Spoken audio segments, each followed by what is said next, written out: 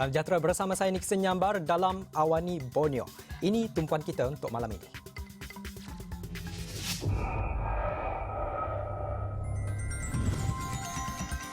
Penjajaran politik baru, Bung Mokhtar minta pertahan GRS, Abdul Karim kata terserah UMNO dan PKR. Kalimantan Barat mulakan vaksin terhadap penggiat pelancongan dan atlet. Sarawak catat kes baru kedua tertinggi COVID-19.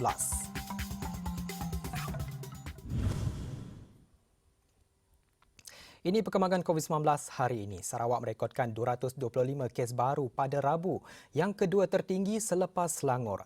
Jumlah ini tinggi jika dibandingkan dengan Sabah yang merekodkan hanya 31 kes. Sementara itu Labuan hanya 1 kes. Dengan perkembangan ini, jumlah kumulatif di Sarawak kini berjumlah 13,110 kes, sementara Sabah 54,001 kes dan Labuan 2,272 kes. Kurang kesedaran antara faktor pendaftaran penerima vaksin di negeri itu kurang. Dan bagi pakar Kesihatan Awam Universiti Malaysia Sabah UMS, Profesor Madya Dr. Syed Sharizman Syed Abdul Rahim, usaha mempromosikan pendaftaran terbabit perlu dipergiatkan melalui pelbagai media. Usaha mempromosikan pendaftaran ini kita masih lagi perlu giatkan melalui pelbagai jenis media. Terutamanya kita perlu pantas menjawab setiap kerisauan dan kegusaran masyarakat seperti mengenai vaksin supaya mereka lebih yakin dan faham tentang kepentingan untuk divaksinasi. Beliau berkata demikian bagi mengulas isu kesedaran rakyat Sabah terhadap penerimaan vaksin COVID-19 yang dilihat masih rendah setakat ini. Sementara itu, Dr. Syed Sharizman berkata pemimpin masyarakat perlu mainkan peranan berhubung pengambilan vaksin dan mengatasi keraguan masyarakat dengan maklumat yang betul. Selain itu, pemimpin masyarakat mungkin boleh memegang peranan sebagai ejen perubahan di peringkat komuniti untuk memastikan memanggil mereka untuk mendaftar untuk vaksin. Manakala mungkin di peringkat yang lebih kelompok lebih kecil seperti di peringkat keluarga, mungkin kita boleh adakan kempen untuk melindungi keluarga masing-masing untuk memastikan setiap isi rumah mendaftar untuk divaksinasikan bersama. Sementara itu, Ketua Menteri Sabah Datuk Seri Haji Jinor menyeru semua rakyat negeri itu untuk terus mendaftar sebagai penerima vaksin COVID-19. Kerajaan negeri katanya komited memperkasa tahap kesedaran orang ramai berhubung perkara itu dari semasa ke semasa. Ini bertujuan untuk mengawal kita daripada mendapat penyakit ataupun COVID-19 ini.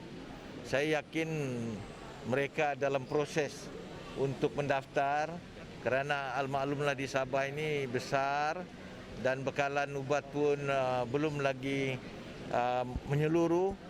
Tetapi insya-Allah saya yakin kita akan dapat memberi vaksin kepada ramai rakyat kita di negeri Sabah. Sementara itu, kerajaan akan meningkatkan peruntukan khas bagi pelaksanaan vaksin COVID-19 kepada RM5 bilion, kata Perdana Menteri Tan Sri Muhyiddin Yassin. Dalam perutusan khas, Perdana Menteri Muhyiddin berkata ia adalah sebahagian daripada program strategik memperkasa rakyat dan ekonomi pemerkasa bernilai RM20 bilion dengan suntikan fiskal RM11 bilion. Ia merupakan peningkatan peruntukan yang sebelum ini ditetapkan sekitar RM3 bilion melalui belanjawan 2021 November tahun lalu. Peruntukan itu akan dibahagikan kepada RM3.5 bilion untuk vaksin dan RM1.5 bilion untuk program imunisasi. Baik, seterusnya, bagi melancarkan pengurusan jenazah pesakit COVID-19, ada prosedur yang perlu dipatuhi. Ia bagi memastikan ia dilakukan pada tahap keselamatan yang tinggi. Pada masa yang sama, selari dengan tuntutan agama. Ikuti laporan khas siri kedua wartawan Awani Borneo, Fadilah Sulaiman. Bagi memudahkan proses pengecaman mayat, pihak Jabatan Perubatan Forensik Hospital Umum Sarawak HUS menggunakan beg mayat Lutsinar. Jelas Ketua Jabatan Perubatan Forensik HUS, Dr. Nurliza Ibrahim, penggunaan beg Lutsinar ini juga mengurangkan risiko petugas terdedah kepada virus berkenaan.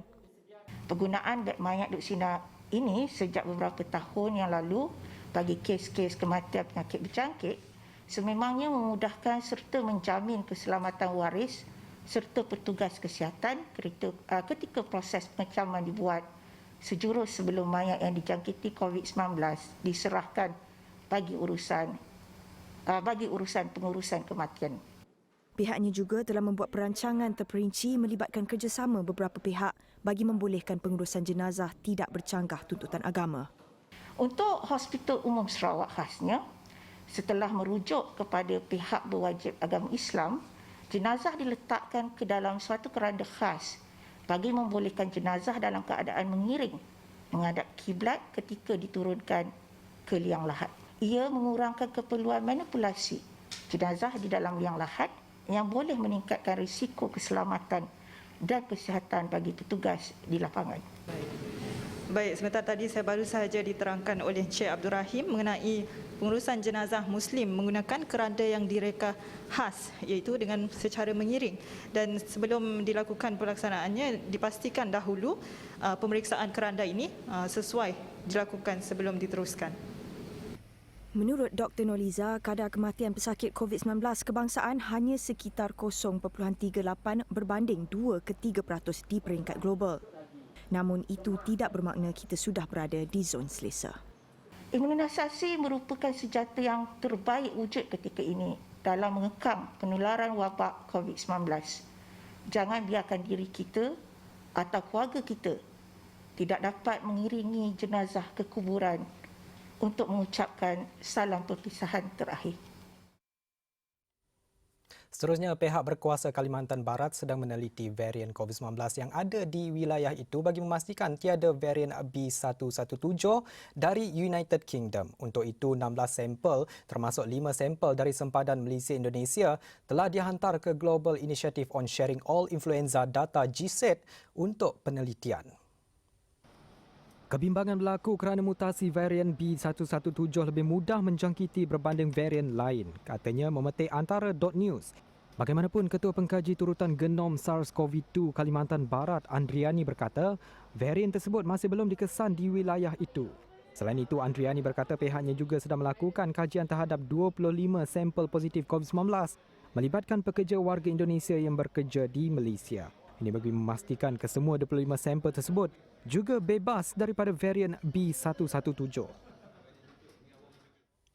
Sementara itu, kira-kira 431 penggiat industri pelancongan dan atlet sukan di Kalimantan Barat sudah menjalani program vaksinasi COVID-19 fasa pertama bermula hari ini. Ia sebagai persediaan sebelum pintu pelancongan antarabangsa dibuka semula untuk pelancong luar khasnya dari Malaysia. Nah, kita tetap optimis dalam pelaksanaan bahwa industri pariwisata dan industri ekonomi kreatif ini akan meningkatkan perekonomian yang akan ada di Kalimantan Barat. Yang pada waktu bulan Oktober kemarin kita telah bersama-sama melaksanakan penandatanganan komitmen bersama dengan stakeholder. Program vaksinasi itu juga akan menyokong usaha kerajaan Indonesia untuk mengurangkan kebergantungannya kepada pelancongan digital. Ia sekaligus mengembalikan aliran kewangan dan ekonomi rakyat serta negara dengan lebih positif. Kegiatan vaksinasi ini juga dalam rangka bagaimana kita menumbuhkan semangat dan ingin agar para pelaku usaha pariwisata yang ada di Kalimantan Barat sudah melaksanakan protokol kesehatan dan tentunya sudah divaksinasi. Beliau berkata demikian ketika ditemui Wakil Awani Borneo Kalimantan semasa program vaksinasi COVID-19 untuk penggiat industri pelancongan dan atlet di Hotel Mercure Pontianak pada Rabu. Untuk rekod, sekitar 1,500 penggiat industri pelancongan termasuk kaki tangan perhotelan dan lokasi pelancongan di Kalimantan Barat telah mendaftar sebagai penerima vaksin. Bantu kami selesaikan masalah jalan rosak demi keselamatan semua. Itu rayuan penduduk di Kampung Rancangan Kalabakan, ekoran jalan utama yang menghubungkan mereka ke jeti utama, rosak teruk. Masalah ini dilaporkan tidak ada kesudahan sejak lebih 30 tahun lalu. Jalan yang menghubungkan ke jeti di Kampung Rancangan Kalabakan ini adalah jalannya yang amat penting berikutan.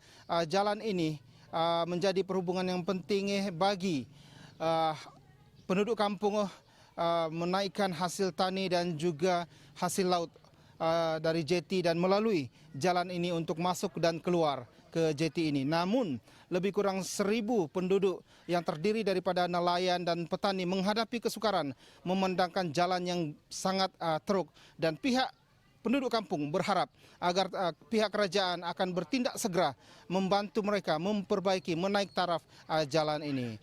Menurut penduduk, jalan berkenaan adalah laluan utama untuk mereka melakukan aktiviti harian. Ia termasuk laluan untuk anak-anak ke sekolah. Malangnya, laluan hampir 200 meter itu bukan sahaja berlubang, malah rumah kampung itu terlalu rapat dengan jalan. Pangkalan utama Kelabakan ini, berapa kali kami curkan minta, belum sampai sekarang. Jadi kalau boleh kerjaan minta pertimbangan sama kami, boleh dibikin jalan di tar kah, di semin kah. Karena mana bila ada ikan kami nelayan naik, susah mau kendaraan masuk. Jalan makin lama makin sudah keluar batu, jalan pun lubang. Selain itu, jalan ini juga dijadikan lokasi utama operasi menyelamat pihak berkuasa. Kalau ada macam kemalangan di laut, macam bawa yang tahun lalu yang di Gitbaya di sini semua bomba, semua turun polis semua di sini. Di sinilah itu bomba punya but datang di sini. Sinilah orang mencari operasi menyelamat. Yang ini sebelah ini kelapa sawit orang kampung punya. Ya dia bila mana orang menumbak mesti dari sini itu lalu di sini bertambah lagi teruk. Jadi kami usaha lubang sudah. Bagi suri rumah Jumatiah Jumari, keadaan jalan ini menyebabkan habuk teruk. Dan paling dibimbangi adalah keselamatan penduduk, terutamanya kanak-kanak. Jalan ni kalau musim pengarau dia berhabuk. Lepas tu habuk tu akan naik pergi rumah. Kita akan sentiasa membersih. Keselamatan anak-anak pun sangat bahayalah sebab bahaya kereta laju baru jalan teruk begini. Itu yang kita takut, sangat bahayalah bila jalannya tidak cantik. Budak-budak kok sayalah terutama ramai anak di sini. Prihatin dengan masalah dialami penduduk kampung rancangan Kalabakan, ini kata Ahli Parlimen Kalabakan, Mamun Sulaiman. Jalan masuk ke jeti adalah sangat daif dan kita ambil iktibarlah daripada permasalahan ini yang disuarakan oleh orang ramai di kampung rancangan Kalabakan ini. Sebab jeti ini sangat diperlukan, bukan saja nelayan, anak-anak sekolah yang mau ke sekolah dari seberang juga menggunakan jeti yang sama. Jadi kita harus naik taraf lah jalan yang ada di sini. Tidak juga berapa panjang, hanya lebih kurang 150 meter. Jadi saya akan usulkan lah untuk penambahbaikan naik taraf jalan gravel ini kepada jalan konkrit sekurang-kurangnya lah. Pemimpin rakyat Sabah diminta mempertahankan momentum kerjasama Gabungan Rakyat Sabah GRS bagi memastikan perancangan pembangunan negeri berjalan lancar. Timbalan Ketua Menteri Sabah Datuk Seri Bung Mokhtar Radin berkata, semua pihak perlu menghentikan hal-hal politik. Jelasnya tindakan pemimpin yang sering berpolitik hanya merugikan rakyat dan negeri dari segi pembangunan.